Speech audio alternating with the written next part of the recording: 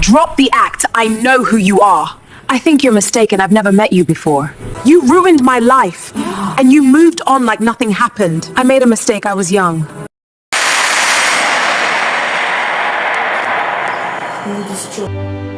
They say you can tell when a marriage is in trouble. Raised voices, cold silence, broken trust. But nobody tells you that sometimes a marriage can look perfect and still be rotting from the inside. I learned that the hard way. The mistress in my marriage. My name is Amora Cole. To the world, I had the kind of life women prayed for. A successful career. A beautiful home. A husband people described as every woman's dream. When we walked into events together, people smiled and whispered, "They are such a perfect couple." I smiled back every time.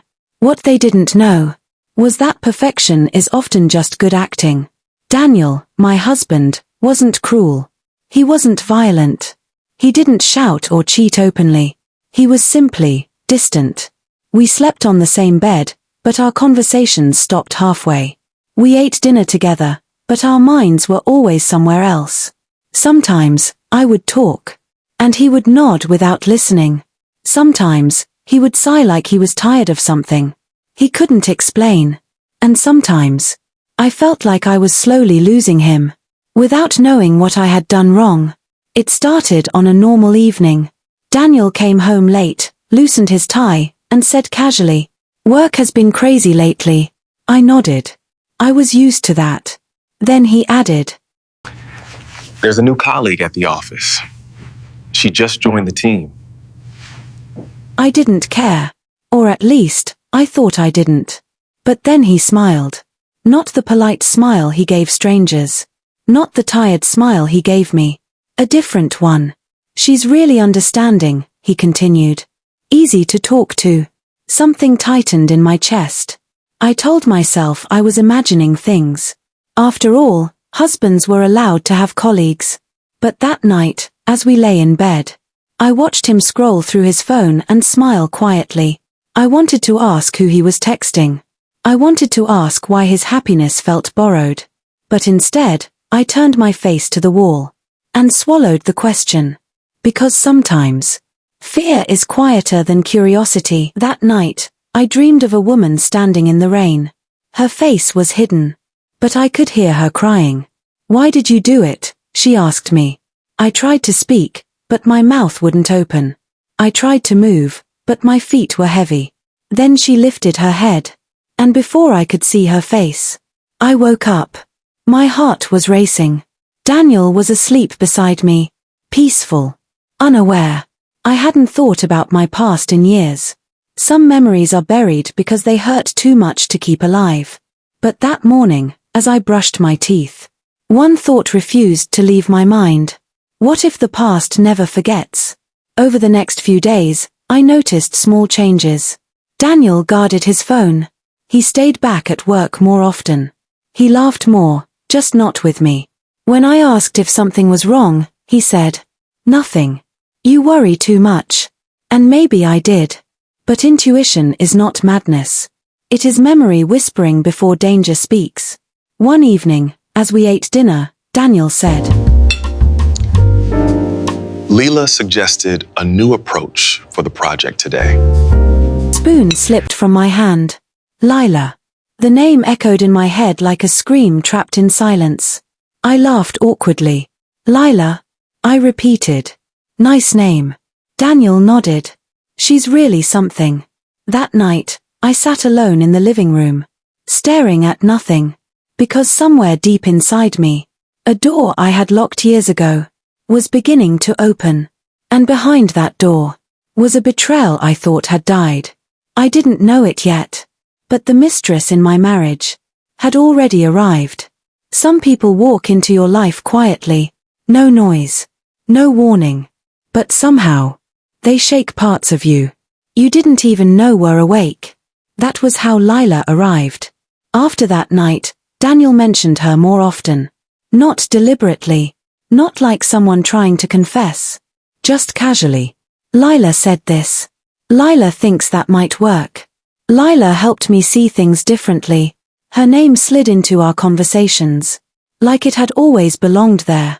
And every time I heard it, something inside me stiffened. One evening, Daniel came home lighter than usual.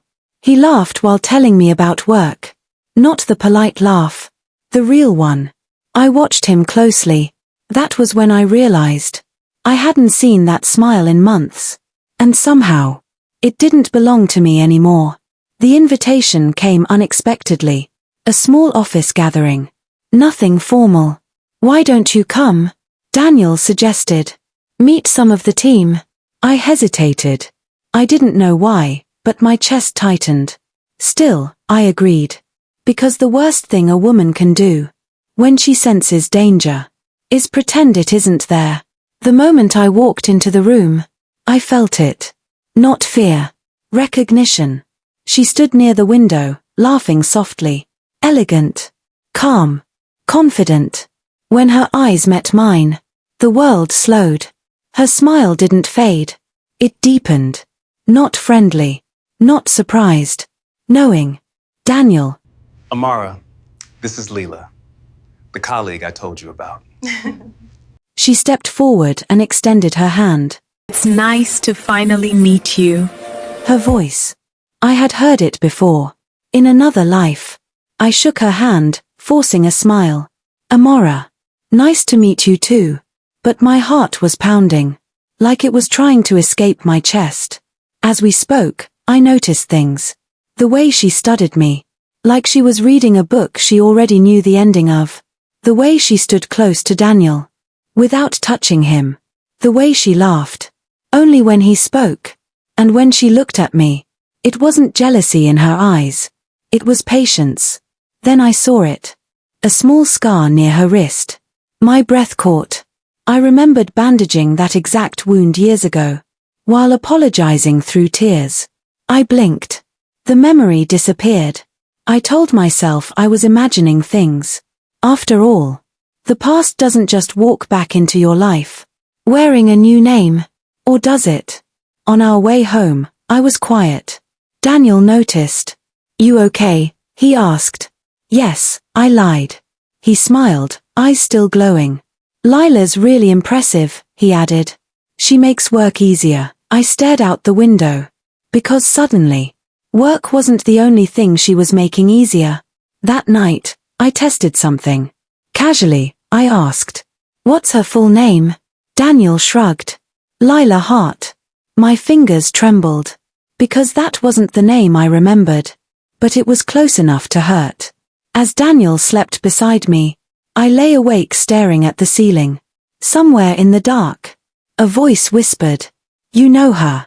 And for the first time, I wasn't afraid of losing my husband. I was afraid of remembering what I had done. Because the stranger with the smile wasn't a stranger at all. Affairs don't always begin in bedrooms. Sometimes, they begin in conversations.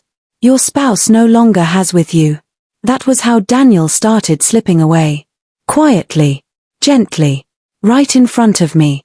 Daniel's schedule changed. Not dramatically. Just enough to matter. Meetings that ended late. Calls that couldn't wait. Messages answered with his back turned to me. When I asked, he said the same thing every time. Work is demanding. And I wanted to believe him. Because believing was easier than suspecting. One evening, Daniel came home exhausted. I asked him what was wrong. He shook his head. "Nothing," he said. But I knew that word. It meant everything. Later that night, I heard his voice from the balcony. Low. Gentle. Honest. "I've never told anyone this," he said. I stood frozen behind the door. Listening to my husband confide in another woman. Lila didn't interrupt him. She didn't judge or advise too quickly. She let him speak. She gave him what I had stopped offering. Space to be weak. While I had been busy surviving my own life, she had made room for his. And love often follows where comfort leads. At dinner, Daniel was quieter. At night, he faced the other side of the bed. When I touched his hand, he pulled away slightly. as if remembering something he wasn't supposed to feel. I asked him again. Are you sure everything is okay? He sighed. Amar, you're reading too much in things. That sentence felt heavier than an accusation.